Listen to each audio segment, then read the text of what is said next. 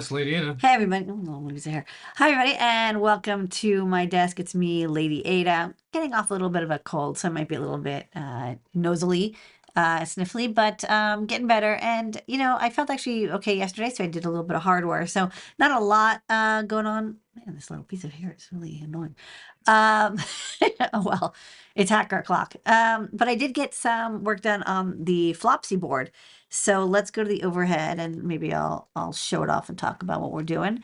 So if you remember last week we talked about it. A few years ago I did the the Adafruit floppy feather wing, which allowed feather boards to connect to standard 34-pin floppy disks, and I have a little level shifter and write protect, an external power connector. And this was basically, the beginning of like, let's get the code that we've written for floppy drives supported on Arduino and CircuitPython. And we did actually add quite a bit of code.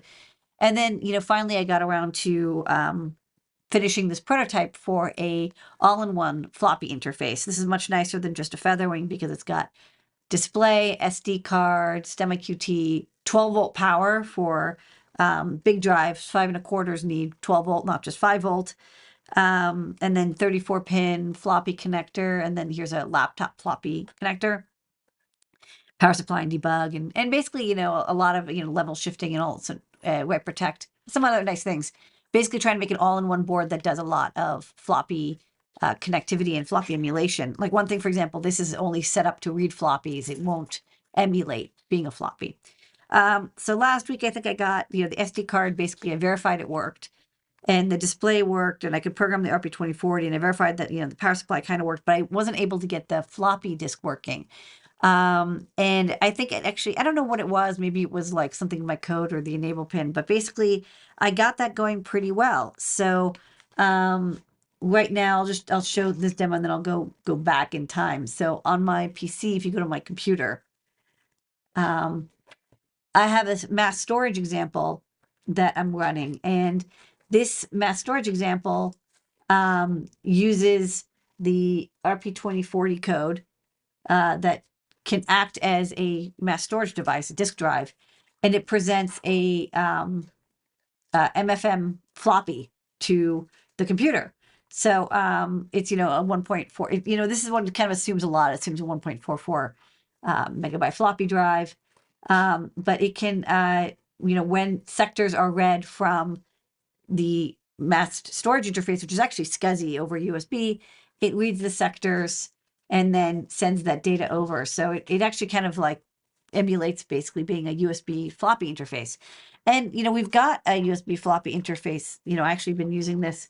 You can get these, they use laptop floppy drives to USB, but the problem is these assume that they're only fat interface floppies. Like they will not work with any other interface to floppy, like Apple floppies or whatever. They definitely will never work because they assume a lot about the interface. And also, of course, this doesn't work with 5 1/4 because you need a separate disk drive for that. Looks like this 5 1/4 drive. Beep, beep, beep, big.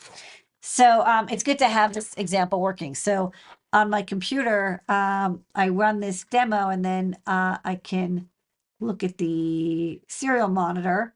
And you see here, I can open this file and you can see the read callback as it, this is like an old FRAC file, a text file that I just put on there. Right now, writing isn't supported, so I can't write a file to the, yeah, because there's a write callback, but it doesn't actually do the writing. That's because I have to figure out how to get, like, to do writing. What I have to do is read the whole sector, and then the data that I want to write, I have to convert that to flux values, and then I have to write that back to the disk. And we just didn't get to that yet because we were like, well, let's just get reading working and then we'll figure out writing. I do have a demo that writes fluxes. I know that I can write flux. Show you. The example is here. Floppy write test. So I do have an example that will write fluxes, but like it doesn't write data. It just writes flux transitions and verifies that like, yes, you wrote the flux transitions that you thought you did, but they don't like mean anything. And kind of, and it actually ends up like corrupting the floppy drive. So definitely don't want to do this on a disk that has anything important on it. But this is a really good start. And then I didn't actually end up getting to try the Grease Weasel interface, but that's next. I think it'll work just fine. Maybe by next week I'll get that tested. But Grease Weasel is a open source software that will read the flux transitions. Again, something you can't do with a USB floppy drive because this assumes this will not get you raw flux data. It will only give you like sector data from a fat formatted floppy. But Grease Weasel is designed to get flux data. And so you can get like different formatting, like Amiga floppies or even Mac floppies if you have like a good enough disk drive. Or of course your standard DOS formatted floppies or even Commodore 64 floppies. And you'll be able to read the raw flux data, and then you can convert that into like an archive of your floppy disk. So the good news is that, you know, the pinout I have is working. And so some of the things that I've been working on is the Rev B of the hardware. So one thing is that I initially had this set up for SDIO interface, but I actually ran out of pins and I needed a couple more pins for some of the stuff I wanted to do. So I decided to make the micro SD card back to like plain SPI. And that means it can share the SPI port with the display. So not only do I save the SDIO 2 pins, but I also save the extra 2 pins from the display as well. So that's like a couple extra pins. And what else did I do? That was kind of like the big save of data. And then the second thing I did is the floppy level shifter that goes from 3.3 volt logic to 5 volt logic using the 74 LVC8T 245, which is a bidirectional level shifter. There's a floppy direction pin that basically determines, are we going to read and write from a floppy drive, or do we want to emulate a floppy drive? Because we're like, you'd obviously have to have all the pins exactly the opposite if you're emulating than if you're interfacing. So that's floppy direction. But then I had this thing of like, well, which is the safest default value? And then I was like, you know what? Actually, what I should do is just disable the interface bus completely until I know exactly what the software wants me to do. Because if I want to be emulating, there's a risk that like it'll pop into a mode that it, collides with the floppy drive, and then like something could theoretically get damaged. So the easiest thing to do is just to have a floppy enable pin. So I added that floppy enable. So by default, I'm going to disable both of those level shifters, and I won't be either writing or emulating. And then whatever the firmware wants me to do, it'll like turn into that mode. The next thing I wanted to do is, well, it's kind of a two-piecer. So this interface here, there's 2 floppy disks here because one is the 34-pin standard interface and the other is the floppy interface. And this is the laptop floppy. Laptop floppy doesn't have select pins because you only have one floppy drive in a laptop. You don't get to select different drives. You only have one. And then there isn't like an end use pin. So they have a couple fewer pins. Most of the pins are the same. And the next thing I wanted to do is not just support the MFM 34-pin floppy, but the GCR Apple floppy interface. And so the Apple floppy interface, which we actually have some code for. So again, let's go to the overhead and let's show this off because I'll show the difference. So this is your standard 34-pin connector, 2x17. And then here's the power, 5-volt ground. And then this is your connector for disk 2. And this is a disk 2 drive, which I've opened up here. Let's see the nice Apple logo. So this connector, what's interesting is the guts of the floppy drive for the Apple disk 2 is the same as a 5 1/4. It's the same like Shugart interface, but to save a little bit of money, instead of having what on the floppy, the 34-pin interface, what we call motor and select. So, and can you go to the computer again? Oh, can you go to the computer? Yes. Oh, sorry. Hi. There's like so much floppy. So on the 34-pin floppy interface, we have density, index, motor, and direction and step. And so, it's much simpler. You just say, hey, step, step, step. And also there's an index pulse. But on the Apple II, to save money, they removed that motor interface and they just implemented it directly. So instead of step and direction, which some people, if you use stepper drivers nowadays, you might be familiar with like the trinamic interface, which is step and direction. They just expose the 4 phases. So you'll actually have to like step the motor by hand if you want to move in and out. And then you still have read data, write protect, and there's a drive enable and write request. So this is not too dissimilar from here, except there's no track 0. So I guess I think that's another thing they removed. I think it actually just like keeps going until it hits, and then you make a noise or something, and it just keeps stepping, and then the stepper motor I guess doesn't get damaged. You just step in. So we don't have track 0, and we do have RW gate. I think that's write protect or write request. And we have read data. There's no side. Sorry. There's no side. It's very simple. There's like only read data, write protect, and enable, and then write request. There's no ready, there's no track 0, and there's no index. So it was much simpler. It was much less expensive because they didn't have to create all these interface signals.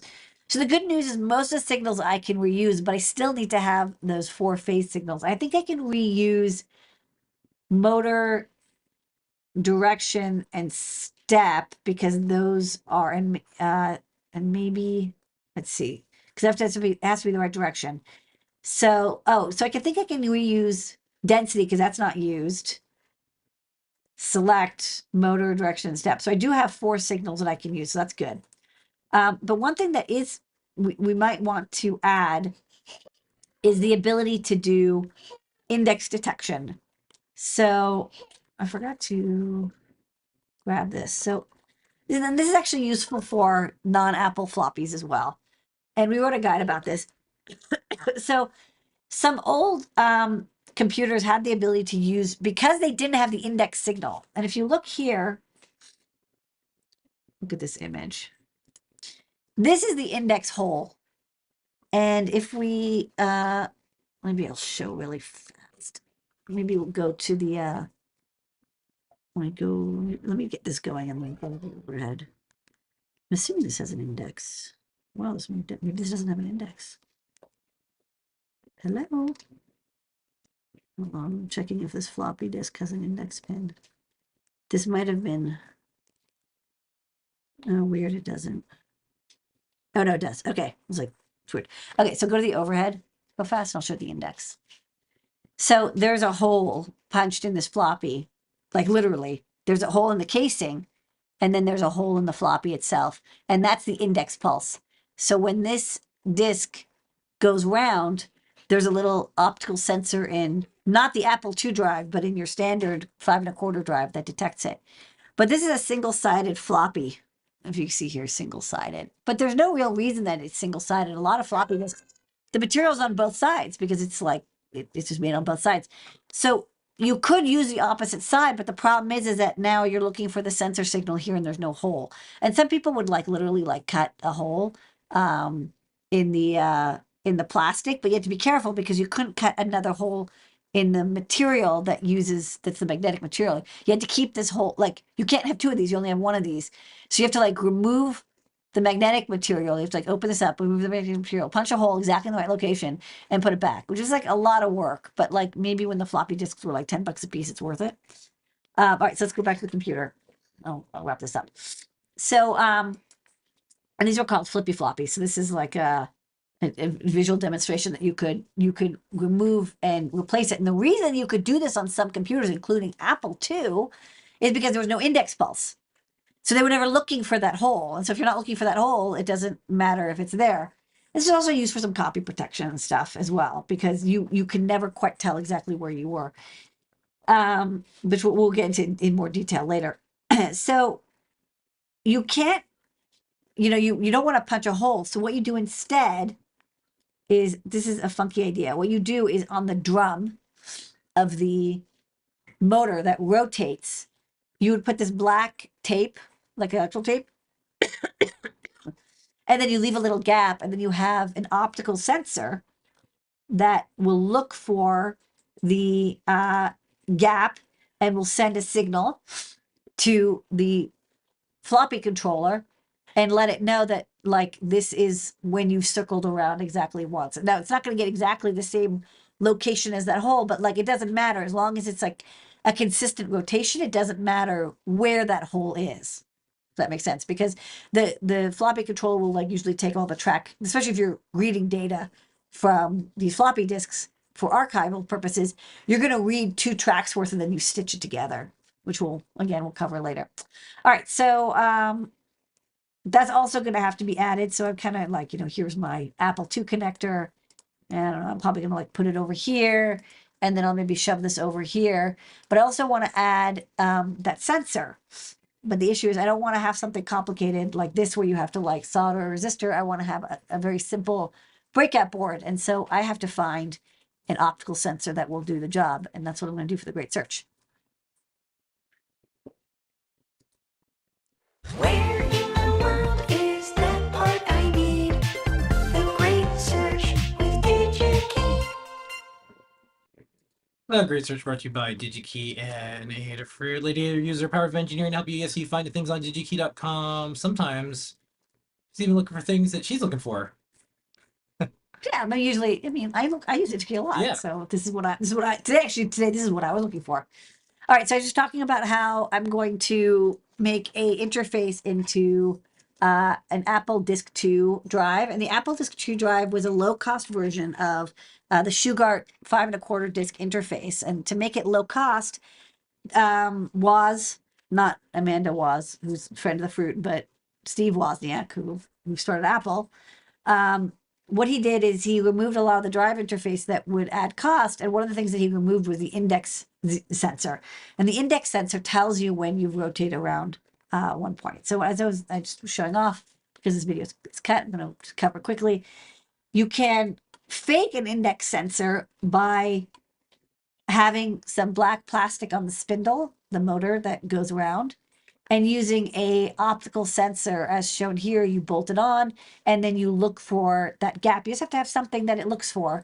And as long as it only happens once per evolution, it counts as an index sensor. And then you can tell when your data begins and start. Like, you have a marker for the beginning or end of the flux data coming from the floppy drive, because otherwise the thing is that the rotation isn't consistent. It can vary, and so there's no way for you to know where to stitch the data unless you know exactly where the index is. And so like having that, like, I did one rotation, is really, really valuable. Otherwise you're like, it's like you don't know, like, did I do 1 rotation or 1.5? Very hard to tell. And also you might want to also read the data consistently, indexed to the index pulse, track to track, which is a security system that was used in Apple II floppies to prevent piracy. So one thing I was looking at today is, I wanted to have a breakout board that would make this easier to mount than this setup, because there's like a little bit of like this kind of free wire soldering, and then like, oh, there's like a wire here and a wire there, and like 3 wires, and then maybe you have a switch as well. And so I wanted to make it easier. I wanted to have an easier to mount version of this sensor, which I love the sensor and everything, but it's not easy to use.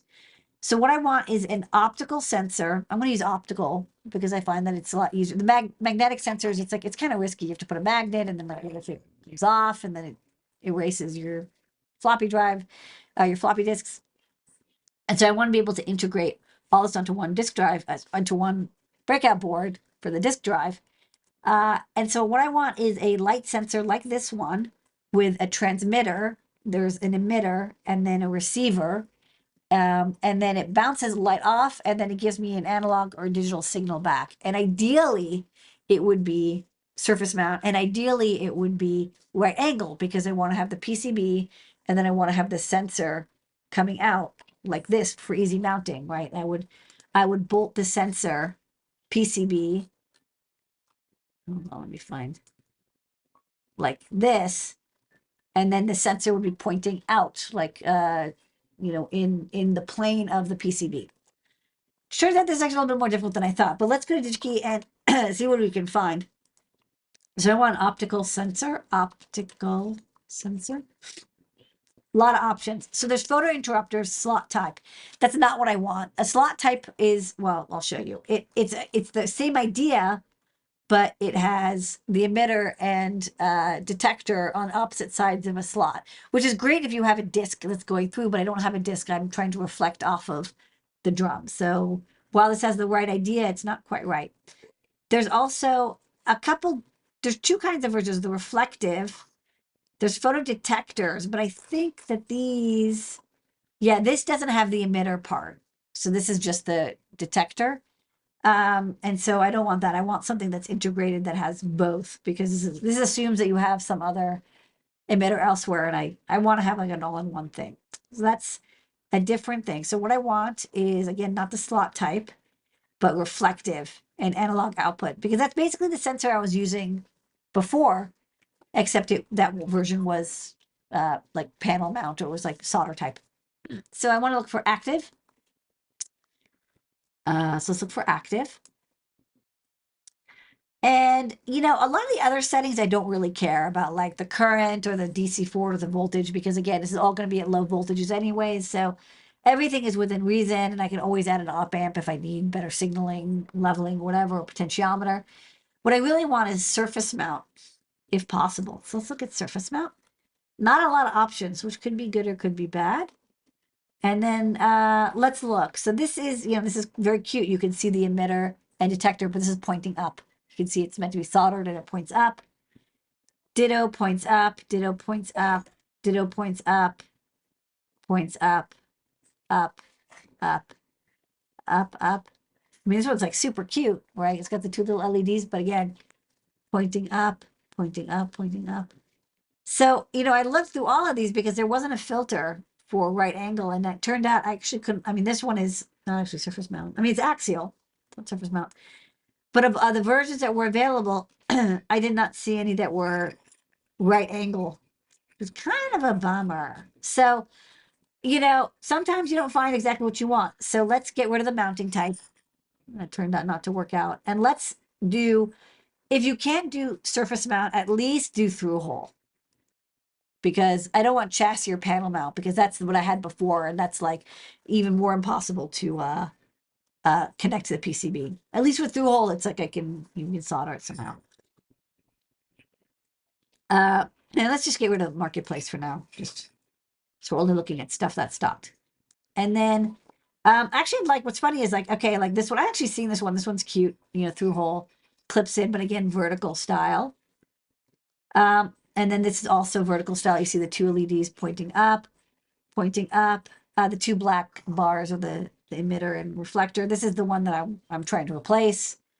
Ditto, ditto, dittos. But what's funny is like I looked around, and actually the best option was the first one. I kind of like flipped through these because again there was no real filter for right angle style. It was like you're expected to mount these however you want. But turns out this one, the TCRT, sorry, still getting over this cold, was like the best option. So if you look at the data sheet, it's available in two kinds, but this one will actually do the job quite nicely. It's through hole, but like, we'll solder it and have the legs come out and clip them. And it's very simple. It just has the LED on, so we'll have a, resistor, and then the photo transistor that we can have as the signal input. And it's pretty easy to use. And it's perfect for bouncing stuff off. And looks like, let's see, the distance it works at. This is the ratio collector emitter distance. It works best at 1 millimeter, like very close, but it'll work up to like 3 or 4 millimeters. Looks like even up to 6 millimeters, which is actually quite nice. Like it's exact, that means I have a little bit of space for the mounting. Let me show the mounting. Oh, this is 1 second.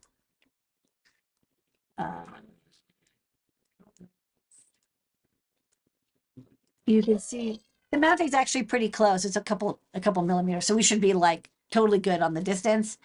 And the otherwise usage looks good. So I like this. Oh, it looks like they have a version that's like bent if you want to have it like pointing that out, up after all. But just make sure that I'll make sure I get the version that's vertical style. The good news is that there's lots in stock. Sorry, this is the footprint of the Vishay TCRT 1000. 40,000 in stock, and they're like super cheap, 50 cents a piece. So this is the sensor I'm going to use, and I'm going to now design a PCB that will be able to mount on a standard 5 1/4 drive or an Apple drive and give me that reflective pulse for the index sensor. And that's the great search. Where in the world is that part I need? The great search with DigiKey. Alrighty, thanks so much everybody for joining us this Sunday evening. We're gonna watch some Superb Owls, maybe. I don't know, something like that. It is. Something like that, yeah. All right, and we'll see everybody throughout the week. Thanks for joining us. Later, everybody. Bye, everybody.